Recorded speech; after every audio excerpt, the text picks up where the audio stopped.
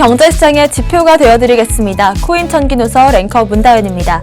매주 화요일 세상 돌아가는 소식들 전해드리겠습니다. 머니주와 최유한의 경제 누설 시간입니다. 시사경제평론가 최유한 평론가님, 안녕하세요. 예, 반갑습니다. 시사경제평론가 최유한입니다. 네, 요즘 평론가님 정말 바쁘시겠다 이런 생각이 드는데 경제적으로나 사회적으로나 전반적으로 굉장히 분주한 느낌이에요. 요즘 어떠신가요? 요즘 위드 코로나라고 해서 이제 뭔가 저는 이제 사회가 다시 시작된다라는 느낌이 듭니다. 시간별로 보면 10월 달, 11월 달, 12월 달 연말로 가는데 좀 위드 코로나로 인해서 이제 다시 시작하는 거 아닌가라는 생각이 들고요. 그래서 전 다음 주에는 위드 코로나 관련돼서 한번 강의를 해볼까 그런 생각을 가지고 있습니다. 확실히 분주하긴 한데 다시 시작하는 느낌. 네, 좋습니다. 요즘 우리나라의 많은 이슈들 중에서 그럼 평론가님께서 요즘 가장 예의주시하고 있는 이슈가 있다면 어떤 게 있을까요? 11월 말에서 12월 초 사이에 미국 LA에서 방탄소년단이 공연을 합니다. 제가 갈 수는 티켓도 못 구하고 갈 수는 없지만 제가 여기에 관심을 가지고 있는 이유는 이 방탄소년단의 LA 공연을 통해서 한류가 얼마나 더 영향력을 갖게 될 것인지, 한류는 우리 한국이 향후에 먹고 살 수 있는 기회를 만들기 때문에 그렇습니다. 근데 그 계기점이 이번 LA에서 열리는 그 방탄소년단의 공연이 되지 않을까 그런 생각이 들거든요. 그래서 여기에 대해서 조금 생각을 좀 하고 있죠. 네, 좋습니다. 저도 한번 기대해 보겠습니다. 지난주에도 핫한 키워드로 판도라 페이퍼스에 대한 명쾌한 의견 주셨는데요. 얼마 전에 또 삼성 이재용 부회장에 대한 검찰 수사가 착수했다는 소식을 들었어요. 제가 방송에서 그렇지는 않겠지만 이재용 부회장에 대한 그 해외 조세 도피처에 페이퍼 컴퍼니를 설립했다는 의혹, 이 부분에 대해서 검찰이 수사에 착수했다까지 나왔습니다. 착수했다 그 이후에 어떻게 됐는지 몰라요. 서울중앙지검 범죄수익환수부가 담당하게 됐다라고 하니까 이 부분에 대해서는 워낙 무거운 주제이고 하다 보니까 좀 차분하게 좀 지켜봤으면 좋겠습니다. 네, 좋습니다. 그럼 10월 26일 화요일 생방송으로 진행되는 머니주와 최유한의 경제누설 본격적으로 시작해 보겠습니다.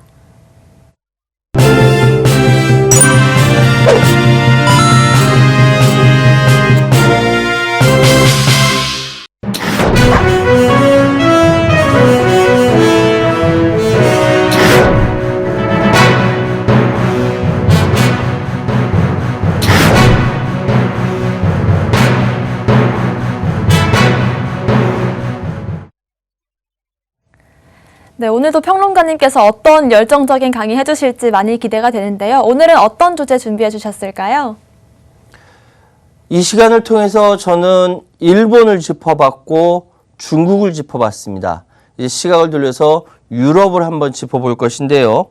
그러니까 지금까지 세계 각국의 상황들, 지역별 상황들을 이렇게 좀 살펴보다가 나중에 이제 다시 한국으로 돌아올 예정인데, 요즘 시끄러운 이유로 유럽연합을 보면서 우리가 어떤 스탠스를 세워야 될까 한번 고민해 봤거든요. 그러니까 유럽까지 보고 그다음 미국이라든지 돌아서 우리 한국에 다시 돌아오는 이 시간에 한 중간쯤 유럽을 돌아보도록 하겠습니다. 네, 좋습니다. 바로 본격적으로 강의 들어보도록 하겠습니다. 자, 맨 처음 얘기할 거는 브렉시트가 뭡니까? 그러니까 영국을 가리키는 말인 이 브리튼과 어딘가를 나간다라는 의미인 엑스트가 합쳐져서 영국의 유럽연합을 탈퇴가 바로 브렉시트예요. 이거는 기초 상식이고 하니까 다 잘 아실 겁니다. 근데 제가 영국의 브렉시트를 이야기하는 이유가 있어요. 왜냐하면은 지금 유럽연합이 위기에 처했다라는 등 여러 가지 이야기가 많은데 그 시작이 바로 브렉시트 때문에 비롯된 겁니다. 거기서부터 시작된 거예요. 여러 가지가 있으니까 좀 말씀드릴게요. 브렉시트가 세계적인 이슈였던 까닭, 이거 잘 아셔야 돼요. 영국은 여전히 2020년, 2021년까지 포함해서 여전히 세계 5위의 경제 대국입니다. 우리 옛날 말에 썩어도 준치라는 거 있죠. 20세기 초반까지만 해도 영국은 세계를 지배했었어요. 썩어도 준치예요. 여전히 힘이 막강한 나라입니다. 그런 나라가 유럽연합으로부터 떨어져 나온다라는 것은 굉장한 역학구도가 성립된다라는 이야기도 됩니다. 두 번째로 UN 안전보장이사회의 상임이사국을 여전히 영국은 갖추고 있습니다. 미국, 소련, 중국, 프랑스, 소련은 없어졌죠. 예, 소련은 없어졌지만 여전히 영국은 힘이 세요. 실질적으로 세계에 많은 영향력을 미치고 있는 나라다. 세 번째로 문화적으로도 세계에 영향을 미치는 강대국이다. 영국에는 셰익스피어 이상의 여러 가지 다양한 문화적 영향력이 있다라는 것이고요. 마지막으로 이게 중요하지. 브렉시트 이후 연쇄 도미노 효과 가능성이 증대되고 있다. 오늘 이야기할 주제 중에 하나입니다. 영국이 EU를 빠져나갔어요. 그리고 흔들리고 있어요. 과연 어떻게 될 것인가? 오늘 이 주제를 가지고 이야기합니다. 그러면 영국이 브렉시트했다. 유럽연합으로부터 탈출을 했다라면 이유가 있을 거 아니에요? 간단해요. 연합으로 같이 묶어놨더니만 내는 것은 왕창, 받는 것은 쥐꼬리. 열 받는 거예요. 유럽으로서는. 영국으로서는. 그 영국이 빠져나가니까 유럽연합도 열 받고. 근데 그냥 손 털고 했는데 이혼했는데도 아직도 앙금이 많이 남아있죠. 자, 봅시다. 자유 단일 시장으로서는 오케이, 좋아. 단일 시장, 우리 같이 잘 먹고 잘 살자. 오케이 했는데 정치 통합은 아니야. 니네 정치와 우리 정치가 어떻게 감히 수준이 같아. 정치 싫어. 라고 생각했기 때문에 이런 이유를 댔고요. 두 번째로 2008년 유로존 경제가 대단히 악화됐어요. 떨어졌어요. 근데 그때 영국은 회복 추진에 있거든요. 그러니까 합치면 손해가 나는 거예요. 영국 입장에서는. 그리고 그때 당시에 시리아, 중동, 난민이 대거 유입되면서 유럽에 영국이 먹여 살려야 할 난민들이 많은 겁니다. 힘든 거예요. 그래서 영국 국민들은 도저히 못 살겠다 해가지고 브렉시트를 해서, 물론 반대하는 사람들도 많았죠. 왜? 봅시다. 브렉시트 할 때 국민 투표 결과입니다. 이게 그러니까 잔류가 48.2%, EU 탈퇴가 51.8%. 굉장히 미세한 차이. 크지도 않아요. 전국에 382개의 선거구가 있지만 전체적으로 봐서 탈퇴가 조금 더 우세했다. 전격적으로 탈퇴했어요. 그런데 제가 여기 이 지도에서 보여드리고 싶은 건 뭐냐면은 북아일랜드입니다. 다 합쳐보니까 탈퇴가 우세했는데 북아일랜드는 잔류를 선택했어요. 여기서 되게 애매하죠. 이게 영국이에요. 여기에는 또 아일랜드가 또 따로 있어요. 같은 땅에 있는데 굉장히 애매모호한 여기로부터 갈등이 비롯됐다라는 거 기억하십시오. 일단 봅시다. 브렉시트 찬반 이슈별 여론조사를 보면은 찬성이 53%, 반대 47%인데 브렉시트에서 가장 중요한 이슈다라고 했을 때 찬반 전체 기준으로 봤을 때 이민 문제와 그다음 경제 문제였다. 그리고 두 번째 찬성 지지자 기준은 이민 문제가 더 컸다. 찬성한다, 브렉시트를 탈퇴한다. 그러니까 영국이 EU로부터 탈퇴한다라는 것은 그 가장 큰 문제가 뭐냐? 이민자들 받아들이는데 이게 문제다라고 했고, 탈퇴하면 안 된다. 반대하는 사람들 지지자 기준은 경제 문제에 걱정이 많았던 거예요. 그런데 나중에 증명됐지만 영국이 EU로부터 탈퇴하고 나서 영국이 굉장히 안 좋았어요. 안 좋아졌어요. 그런데 문제는 EU가 더 안 좋아졌다는 것이지. 그러니까 영국으로서는 손해나는 장사인데 저쪽은 더 손해난 거예요. 사실 우리 같이 살 때 서로 윈윈하는 장사를 해야 되는데 손해나는 장사에서 내가 덜 손해났으니까 내가 이득이다? 그건 아닌 것 같아요. 어쨌든 브렉시트로 인한 각 국의 1인당 소득 증감률을 보면은 영국은 마이너스 2.5, 나머지 국가들은 뭐 영국보다는 덜 해요. 근데 다 합쳐보면은 EU가 더 손해난 건 사실이에요. 자, 봅시다. 계속 가봅시다. EU가 흔들리고 있습니다. 흔들리는 것은 매우 문제가 심각해요. 전 세계 정세에 부정적인 영향을 미칩니다. 경제는 뭐라고요? 심리다. 심리적 불안한데 무슨 장사를 해요? 안 되지. 자, 이런 이야기가 있습니다. 이 사람이 누구냐면, 이 할아버지가 누구냐면 데이비드 프로스트라고 영국에서 브렉시트를 담당하고 있는 사람입니다. 이 사람이 이런 얘기를 해요. 북아일랜드는 우리 땅이야! 우리 땅에 통관과 검역 절차를 적용한 게 말이 되나? 왜 이런 얘기를 했을까? 브렉시트 담당하는 장관이 이런 얘기를 하면서 EU에 대해서 화를 내고 있는 거예요. 자, 영국은 요렇게입니다. 요렇게 영국이에요. 아일랜드는 영국이 아니에요. 그런데 따로 떨어져 나와 있는 북아일랜드는 영국 0인데 북아일랜드는 EU 회원국으로 남았어요. 자치령인데. 그래서 여기서 문제가 되는 겁니다.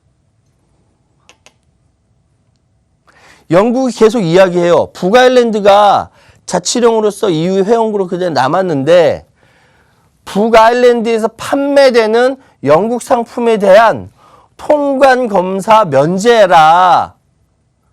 아까 이 할아버지가 그 얘기했죠? 이 얘기입니다. 북아일랜드 우리 땅인데 우리 땅에 통관과 검역 이 절차를 하는 게 말이 되냐고 막 화를 내요. 이해는 돼요. 왜? 자기 땅이니까. 니네가 뭔데 우리 땅에 영국 상품 들어가는데 통관 검사를 하냐? 면제해라. 그리고 이게 중요한데 북아일랜드 이 관련 분쟁에 대해서 유럽 사법재판소 ECJ라고 있는데 여기에 결정권을 철회하라. 또 그리고 독립적인 중재위원회를 발족해라가 주장입니다. 영국의 요구사항이에요. 이렇게 되면서 계속 분쟁이 일어나고 있습니다. 만약에 요구사항을 들어주지 않을 경우에는 북아일랜드 협약체 16조 발동 검토하겠다. 그런데 뒤에는 이제 이번엔 아니다. 뭐 이런 식으로 얘기를 하는 거예요. 그런데 명백하게 데이비드 프로스트는 EU에 대해서 협박을 하고 있는 겁니다. 북아일랜드 협약 제16조가 뭐냐? 이거죠. 아, 2번 넘어갔나? 1번 넘어갔구나. 그건 조금 이따 설명드릴게. 그러니까 마로스 세프코치라는 EU의 부집행위원장이 영국에서 북아일랜드로 들어가는 상품의 세관 검사를 절반만 그리고 식품의 위생 검사를 80% 줄여줄게.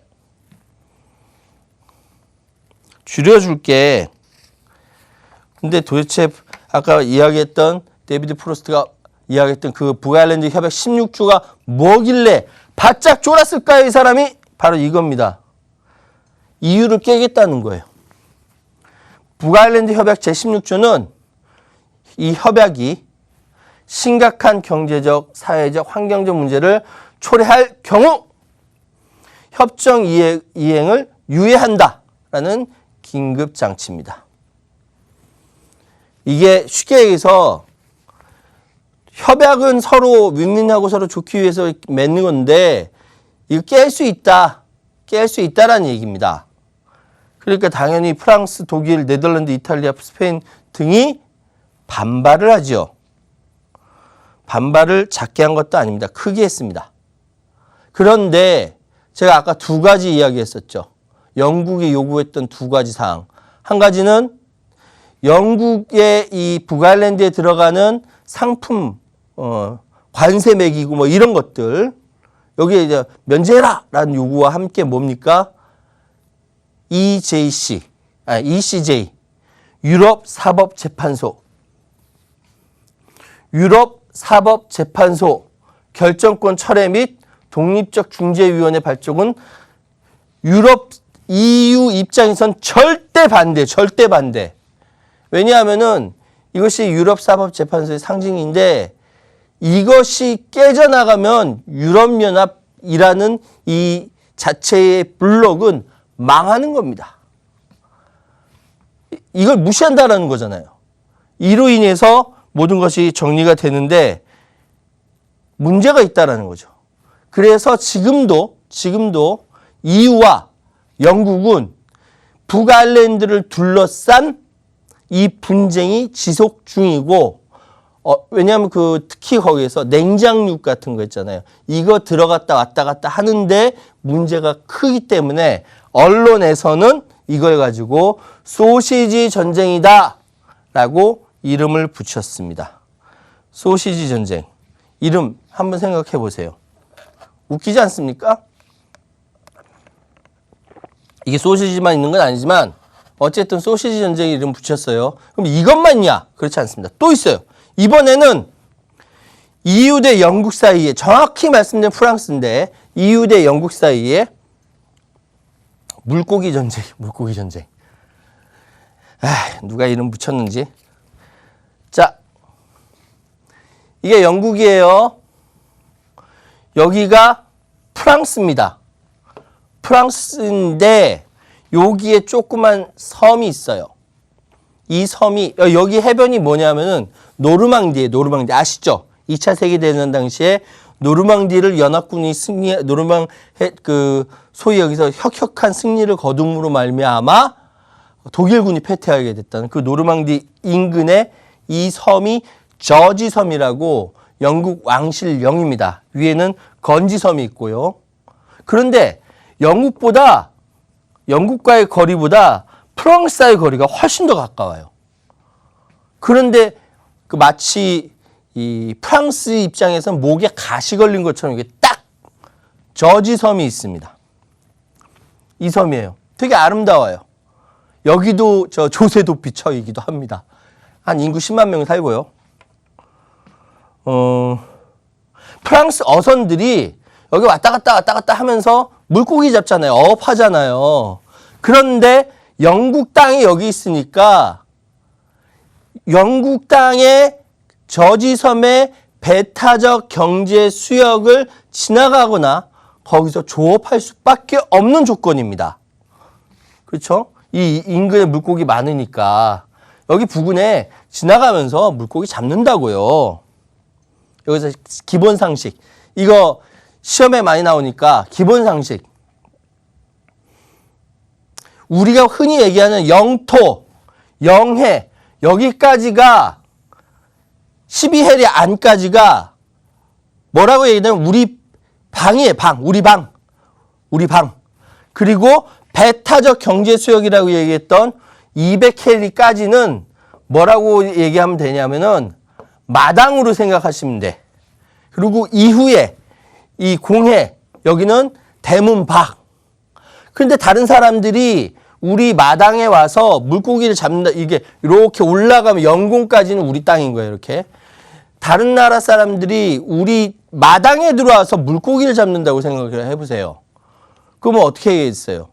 허락을 받아야죠. 집주인한테. 여기 물고기 많은데 같이 좀 잡게 해주세요. 잡으세요. 뭐 예전부터 그랬으니까. 그런데 지금 저지섬 인근에 유럽연합으로부터 탈퇴하기 전 영국은 그냥 많이 이제 인정하고 이용하고 막 그렇게 해주도록 배려를 했는데 브렉시트 탈퇴하고 나서는 인색한 거예요. 인색한 거. 대륙붕이 있고 그렇기 때문에 이 배타적 경제 수역 안에서는 석유 탐사나 어업 등 경제 활동은 이 나라에서만 할 수 있지만 다른 나라는 경제 활동을 물고기를 못 잡아요. 잡으려면은 이 외국 배는 허락을 맡아야 돼요. 허락을 맡아야 돼. 근데 예전에 허락을 잘 해줬다라는 거지. 근데 전통적으로 근해에서 어업 활동을 해온 EU 선박들, 여기 프랑스에 있겠고 독일도 있겠고 다른 나라도 많았을 텐데 2026년까지 조업 허가권을 해준 내용을 무역 협력 협정을 통해서 따로 맺었어. 안 해준 것도 아니야. 영국은 다른 나라랑 이게 브렉시트 하면서 맺었어요. 그런데 올해 2021년 프랑스의 소형 어선들이 그거 물고기 잡아봤자 얼마나 잡아가겠어요. 영국 영해 조업 신청 47건 중 12건에 대해서만 허가를 해준 거예요. 그리고 저지섬 인근 배타적 조업 활동도 75건이나 반려를 하고요. 그러니 얼마나 다른 나라 저번에는 물고기 잡았는데 왜 허가 안 해줘? 라고 항의하지 않겠습니까? 그러니까 프랑스 선박들이 어선들이 항의 시위를 벌입니다. 그러니까 영국은 군함을 급파해요. 보리스 존슨, 이 사람 센 사람이야. 시위하지 마. 우리 땅이야. 왜 여기 와서 난리야? 군함을 급파해요. 그러니까 프랑스가 열받아서 너희 섬에 들어가는 전기 중단할 거야. 여기까지 한 거예요. 왜냐? 저지섬에서는 영국령 땅에서는 프랑스에서 전력의 95%를 사다 씁니다. 그러니까 열받으니까 프랑스가 너 전기 중단할 거야. 마구마구 지금 긴장 관계가 형성되어 있습니다. 그런데 웃긴 건 뭐냐면은 참. 영국과 프랑스의 영국 이 사에서 GDP에서 차지하는 수산업의 비중 영국은 겨우 0.1이고 프랑스는 0.06%밖에 안 돼요. 이 자존심 싸움을 하는 이유는 각 정권의 이득이 되기 때문에 그렇습니다. 물고기 잡는 어부들만 불쌍하죠. 어부들만 불쌍해. 다음으로 계속 달려볼게요. 왜 영국은 EU를 가지고 흔드는가? 개별 국가로서 주권을 극대화한다. 영국의 주권을 극대화한다는 조치고 속셈은 EU 내부의 결속력을 약화시키고 영국의 주권을 강화시키기 위해서 브렉시트 협정 수정안을 강력히 밀어붙이고 있는 겁니다. 그러니까 어느 나라나 자기 나라에 대한 패권국으로서의 이렇게 소위 이런 것들을 막 강요하려고 하는 겁니다. 그래서 유럽이 흔들리고 있다. 예, 7분 남았네, 8분 남았네요. 영국만 그런 게 아니에요. 폴란드도 마찬가지. 폴란드. 우리가 흔히 폴란드라고 한다면은 이 사람 기억나시죠? 폴란드의 레흐 바헨사. 공산주의 정권에서 자유노조 운동을 통해서 결국 공산당을 물러나고 나서 나중에 대통령까지 한 사람이에요. 정치를 잘했냐 못했냐는 여러 가지 이견이 있으니까 그거에 대해서 말씀은 드리지 않겠습니다만 어쨌든 폴란드 민중의 자유와 민주주의를 위해서 정말 굉장히 헌신한 사람입니다. 우린 바헨사 정도만 기억하죠. 폴란드에 대해서는. 폴란드의 위치는요. 여기 유럽의 한가운데 있어요. 한가운데. 벨라루스, 체코, 헝가리, 우크라이나, 독일 요 사이에 한가운데 있고 요게 폴란드의 국기입니다. 그런데 2015년에 이어서 2019년까지 폴란드의 우파가 집권합니다. 압도적 승리를 합니다. 우파 극단적 민족주의라고 생각하시면 돼요. 당이 있는데 이 당의 이름이 법과 정의당이에요. 이름은 좋아. 그런데 독재랍니다. 공산주의 적폐 청산 명분으로 사법부를 장악합니다. 판검사 은퇴 연령을 줄여서 막 내보내고 집권당 코드로 판사들을 물갈이를 하고요. 공산주의 적폐 청산 명분으로 언론을 장악합니다. 비판적인 기자, 언론인 해고하고 국영TV와 라디오 장악하고요. 그리고 외부의 적을 상정해요. 외부의 적을 누구로? 독일, 러시아, 중동계 난민을 공공의 적으로 취급을 합니다. 적대적이죠. 그렇게 만들어요. 왜? 저기에 적대적으로 해야 우리 팀끼리 뭉치니까. 참 고전적인 이야기들. 그리고 포퓰리즘적 퍼주기 공략. 매 선거 때마다 집권 여당은 퍼주기에 난리가 났어요. 그러다 보니까 지지율이 낮지가 않아요. 높아요. 폴란드가 반으로 쫙 갈라졌어요. 폴란드에서는 유럽에서 가장 낙태를 엄격하게 금지하는 나라입니다. 폴란드 여성도 뿔났어요. 옷걸이 시위합니다. 왜 옷걸이 시위겠어요? 사실은 옷걸이라는 것은 철제 옷걸이는 은밀하게 이루어지는 위험한 낙태를 의미합니다. 의료진 도움 없이 철제 옷걸이를 이용해 낙태 시도가 많아요. 그래서 폴란드 여성들은 보수 정권에 맞서서 싸웁니다. 그리고 이 여성들의 주장은 대부분 낙태아들은 출산 후 생존 가능성이 없는 태아다. 근데 폴란드 헌법재판소는 낙태 허용 법률은 위헌이다라고 하면서 낙태하면 안 된다라고 하면서 그러니까 불법 시술을 할 수밖에 없고 비위생적이고 막 이런 상황에서 폴란드 여성들이 낙태를 하니까 열받는다라고 해서 시위에 엄청나게 많이 나와 있어요. 폴란드 법과정의당의 야로스와프 카친스키 대표, 이 사람 그 쌍둥이인데 쌍둥이 형은 먼저 죽었고 동생이에요. 거꾸로인가? 폴란드 이 정당에 반대하는 엄청난 시민들이 나와서 싸우고 있습니다. 법관을 인선하는 위원회 위원을 정부 여당이 이렇게 지명하는 정책을 시행합니다. 그러면서 계속 나오는 게 폴렉시트, 유럽연합으로부터 탈퇴하는 이야기를 계속합니다. 사법부 장악을 반대하는 폴란드 시민들, 그리고 유럽연합. 왜냐하면 상권 분립 조치가 제대로 안 돼 있는 야만 국가라고 비판하니까. 그래서 이 시민들은 EU 잔류투쟁을 선언하고 있는 거예요. 사법부 독립을 훼손하는 조치는 EU 법률과 규범에 어긋난다. 철회를 요청했지만 그러거나 말거나 이러고 있는 거죠. 그래서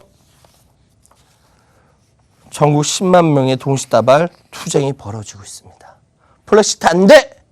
말로는 폴렉시트 안 해요. 반발이 심하니까. 그런데 꾸미고 있어요. 폴란드 정권에서. 폴란드 대사관 보고 있나? 헝가리는 더 해요. 헝가리 대사 보고 있나? 참 미치겠다. 헝가리는 요 가운데쯤에 있어요. 그러니까 아까 폴란드가 여기 있으면 이 밑에 있어요. 폴란드 헝가리 국기고요. 빅토르 오르반 총리라는 사람이 이런 법안을 밀어붙입니다. 8세 이하에게 성소수자를 묘사하거나 성전환 수술을 조장한 내용의 컨텐츠는 금지한다. 뜬금없이 이런 얘기를 해. 근데 사실은 속마음은 뭐냐면은 이 속마음이에요. 지난 선거에 난민 반대로 짭짤하게 보수층 끌어들이면서 재미를 봤으니까 이번에는 동성애 혐오 문제로 이득을 봐야지 이거예요. 이게 속마음이에요. 원래 법안은 소아 성애 관련 처벌 강화 목적으로 했는데 집권 여당 피데스가 미성년자 보호 명분으로 성소수자를 이거를 같이 묶어버려요. 그래서 완전히 쟁점이 변경되면서 오르반 총리는 극우 세력을 끌어들이고 보수 세력을 결집하는 성과를 거두면서 얼마나 이게 그 잔머리를 돌리는 겁니까? 사회적 양극화를 부르는 급진적 동성애 혐오 문제 전면화시켜서 사회를 갈라치게 하는 겁니다. 독재를 일으켜요. 이 사람 옛날에 굉장히 유명한 사람이었고 훌륭한 사람인데 갑자기 이 입장을 바꾼 거예요. 35살의 나이에 총리했던 능력 있는 사람인데 그러면서 언론 장악하고 시민들 탄압하고 권위주의적 행보를 지금 하고 있어서 문제인 것이죠. 여전히 헝가리 시민들도 투쟁하고 있고요. 그리고 두 나라는 모두 공산주의, 폴란드와 헝가리는 모두 공산주의를 경험하고 이후 민주정치도 경험했기 때문에 독재를 인정하지 않는 나라이고 두 나라 집권당 모두 권위주의와 포퓰리즘적 극우 정당을 하고 있고 매우 심각한 반민주적 행보를 하고 있어서 두 나라 국민들은 모두 다 지금도 예전에 투쟁했고 지금도 투쟁하고 있다. 그래서 나중에 말씀드릴 기회가 있으면 말씀드리겠습니다만 이 두 나라가 말썽꾸러기 나라로 떠올랐어요. 영국도 골치 아픈데. 그래서 지금 EU 전체가 흔들리고 있습니다. 네, 이번 주 브렉시트의 이유라는 주제로 명품 강의 또 해주셨습니다. 저희는 2부에서 다시 한번 내용 짚어보겠습니다.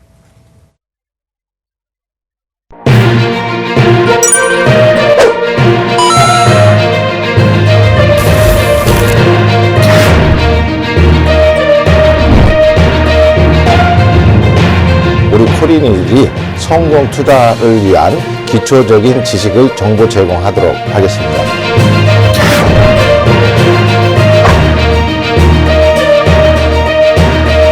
우와, 큰일 났네. 시장 무너지는 거 아니야? 우와, 큰일 났네. 오르는 거 아니야? 너무 일희일비하지 않으셨으면 하는 게요. 네. 그래도 비트코인이 보면 지금 현재 시가총액으로 따지자면 삼성전자도 훨씬 더 큰 그런 자산입니다.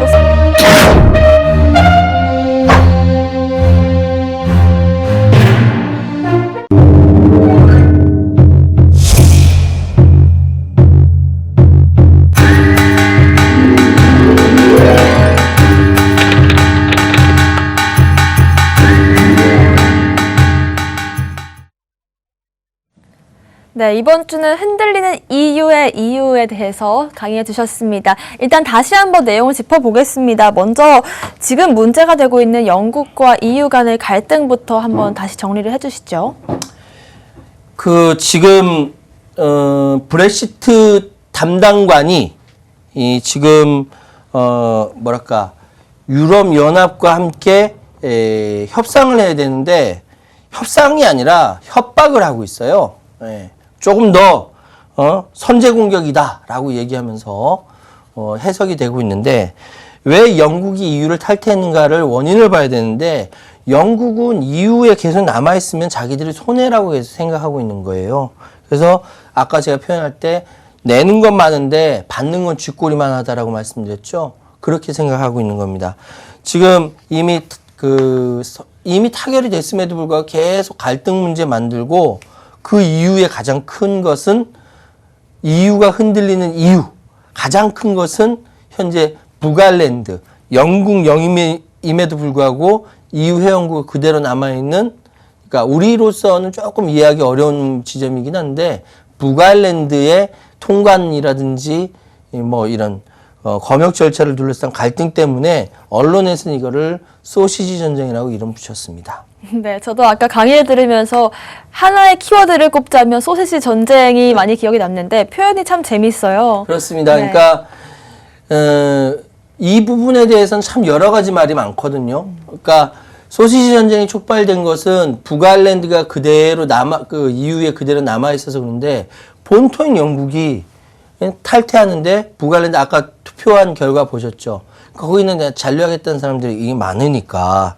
근데 영국 입장도 이해는 돼요. 왜냐하면은 자기 땅에 자기 물건 보내주고 하는데 여기에다가 통관 절차를 한다? 말이 안 되잖아요. 네.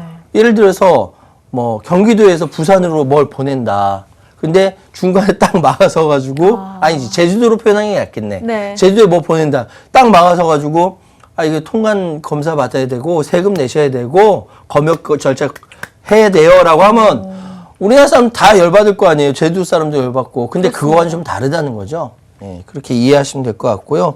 어쨌든 이름을 소시지 전쟁이라고 붙인 거는 언론들이 그때 이제 냉장육을 많이 주고 받고 하기 때문에 언론에서 소시지 전쟁이라고 붙인 것 같습니다. 네, 그렇습니다. 그럼 이미 EU는 탈퇴한 상황인데 영국에서 요구하는 건 어떤 것들이 있을까요? 그러니까 방금 말씀드렸던 통관 면제해라. 첫 번째. 네. 첫 번째. 그리고 두 번째는 뭐냐면 이거는 EU가 받아들이기 힘든 것이 바로 유럽사법재판소가 결정하는 거 처리하고 그리고 따로 독립적인 중재위원회를 발족해라. 왜냐? 중립적이지 않다. 믿지 못하겠다라고 하는 거거든요. 그러면서 소위 북아일랜드 협약 16조를 내세우는 건데 지금까지 약속해왔던 거 다 파토내겠다. 파토라는 단어는 방송에 적합하지 않구나. 네. 그러니까 없던 걸로 하겠다라는 거예요. 그러니 EU 입장에서는 얼마나 시겁했겠습니까? 그러지 말고, 좀 이렇게 좀 우리가 좀 생각 좀 해줄게라고 하면서 EU 집행위원회에서는 그러니까 북아일랜드 내 영국 상품 통관 면제에 대해서 그 범위를 한 50% 이상으로 좀 넓히겠다, 라고 하면서 뭐 이렇게 뭐 이야기, 그러니까 좀 타협의 가능성을 좀 열어놨죠. 예. 네, 타협의 가능성을 열어뒀다라고는 하셨는데 그럼에도 아직까지 어려운 고비들이 남아 있겠죠. 그러니까 가장 어려운 게 바로 이 유럽사법재판소를 부정하는 영국에 대해서 EU로서는 절대 인정하지 못하는 겁니다. 유럽사법재판소야말로 전체의 유럽연합 전체를 다 뭐랄까 이렇게 총괄하는 최고의, 그러니까 단일시장 법규를 해석하는 최고의 상위 기관인데 이거 부정하면서 영국은 부정한다라고 하면은 그건 뭐 판 깨자는 얘기거든요. 그래서 가장 결정적으로 협상하기 힘든 부분이 바로 유럽사법재판소의 영국의 부정이고 이거를 EU로서는 받아들이기가 힘든 것이죠. 그렇습니다. 앞서 말씀하셨던 소시지 전쟁도 있는데 그거 말고도 다른 문제들도 있잖아요. 그렇습니다. 그 다음 나타나는 전쟁은 물고기 전쟁이에요. 네. 근데 진짜 화나는 거는 영국이나 프랑스나 이 수산업이 그 나라에서 차지하는 비중이 영국 0.1, 프랑스는 0.06%밖에 안 네. 되거든요. 그런데 이거 가지고 서로 죽기 살기로 영국과 프랑스가 부딪히는 거니까 아마 전통적으로 내려오는 영국과 프랑스 대 영국의 이 경쟁 심리도 있고 이런 것도 같이 다 달라붙은 것 같아요. 그런데 이제 참 프랑스로서는 열받는 게 저지섬이라는 제가 아까 잠깐 보여드렸는데 네. 그게 마치 프랑스의 이 목에 딱 걸린 가시처럼 그 한가운 노르망디 해변 한가 딱 붙어 있거든요. 그러니까 오고 가고 할 때 허락 맡아야 되지 또 여기서 거기 물고기 많이 잘 잡히니까 조업하는데 일일이 다 허락 맡아야 되지. 옛날엔 이렇게 까다롭지 않는데 영국이 유럽으로부터 탈퇴하고 나서 유럽연합을 탈퇴하고 나서부터 까다로워졌고 그렇게 하지 않으려고 협약까지 미리 다 정해놨는데 영국이 안 지키는 거예요. 프랑스 어선들에 가서 일일이 다 이렇게 신고하는데 그것도 반려하고 새로운 이유 갖다 붙이고 막 하면은 프랑스 입장에서는 이게 도대체 뭐 하자는 거야. 그럼 협약을 왜 했어? 라고 따지지 않겠습니까? 바로 그런 거죠. 그래서 보니까 자료를 보니까 영국 그 소형 어선들이 뭐 영국 영해 조업 신청 47건 중 12건만 인정했고 저지섬 인근의 배타적 경제 수역 아까 그 집 마당에서 이렇게 좀 하는 거 뭐 여기에 대해서는 75건이나 반려됐다. 그러니까 마음대로 조업 못하게 만들고 말이야. 영국은 말이야 우리 협약을 그러면 왜 만드는 거야? 뭐 이렇게 따질 수밖에 없고 그래서 소형 어선들이 시위하니까 그 영국 총리라는 이 양반을 보리스 존슨은 군함가 좋아가지고 그냥 막 이렇게 화내고 그러니까 갈등이 커진 거죠. 그렇습니다.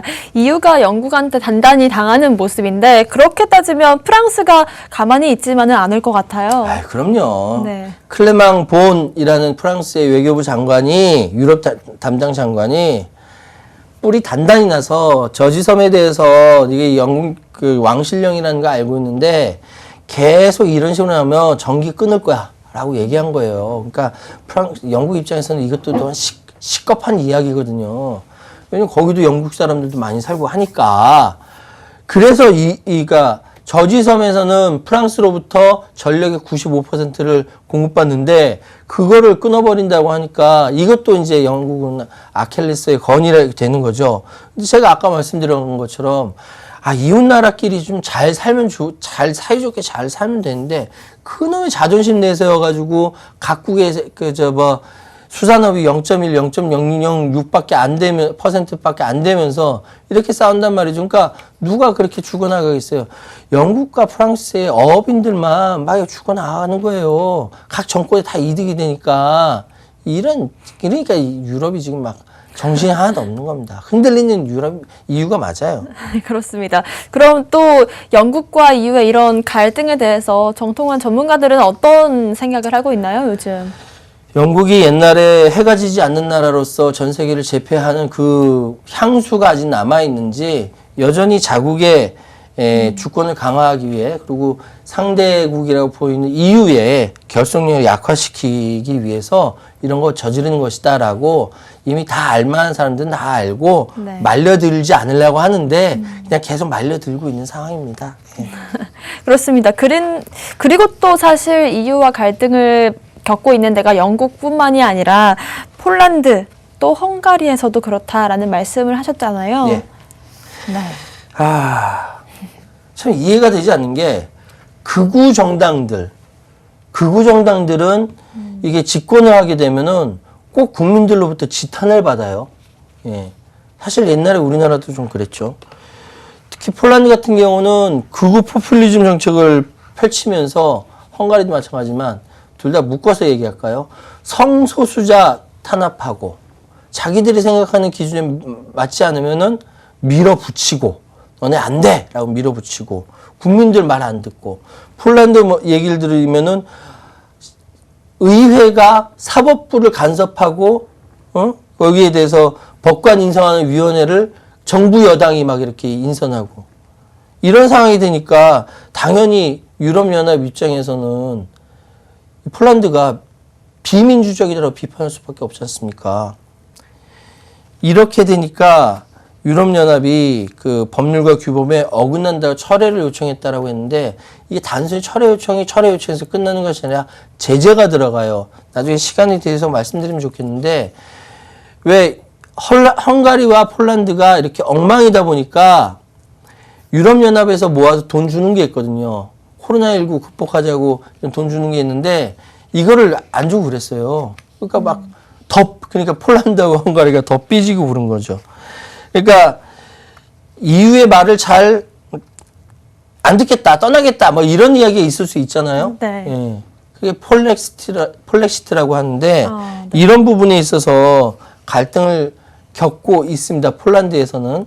그래서 폴란드 시민들이 나서서 이 극우 정당에 대해서 맞서 싸우고 있는 것이죠. 그렇습니다. 폴렉시트라는 말까지 나오면서 이렇게 폴란드와 헝가리가 EU와 대립각을 세워 나가고 또 독자 노선을 만들어 간다면 EU로서는 당연히 제재를 할 수밖에 없을 것 같은데 마땅히 제재 방안이 있을까 싶기도 하고요. 몇 분 남았으니까 제가 아까 얘기 못했던 네. 말씀 좀 드릴게요.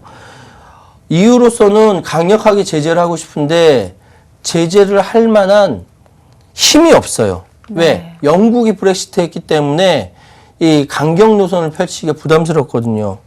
코로나 회복 기금 승인안이 났는데 이거를 사실은 실무진에서 4개월 동안 다 마련해 놨는데 폴란드 대사하고 헝가리 대사가 반대하는 바람에 발칵 뒤집어지고 그랬어요. 여기에 이유는 만장일치제가 돼야 되는 거거든요. 그래야 집행이 가능한데 이런 일들도 있었고 그러니까 기금 나눠주는 것도 폴란드하고 헝가리는 자기들이 못 받게 될 것 같으니까 못 먹는 감 찔러나 본다고 우물에 침 뱉은 거예요. 이런 짓을 하니까 유럽 전체에 통합 정신이라든지 이런 거를 폴란드, 헝가리가 어기고 있고 힘센 영국이 옆에서 딴지 걸고 있고 현재 EU는 많이 시끄럽습니다. 이 상황에서 우리 한국, 코리아는 어떻게 대응할 것인지 가면 갈수록 고민이 깊어지고 있습니다. 그렇습니다. 또 EU만의 문제가 아니라 우리나라의 상황은 어떻게 될 것인지도 살펴보면 좋을 것 같습니다. 오늘도 최유한 평론가님 고생 많으셨습니다. 예, 감사합니다. 네, 오늘 저희가 준비한 소식은 여기까지입니다. 또 본 방송에서 제공하는 정보는 투자 판단의 참고 자료일 뿐이며 특정 자산 가치의 상승과 하락을 보장하지 않는다는 점 유의하시길 바라겠습니다. 저희는 다음 이 시간에 오겠습니다. 시청자 여러분, 고맙습니다.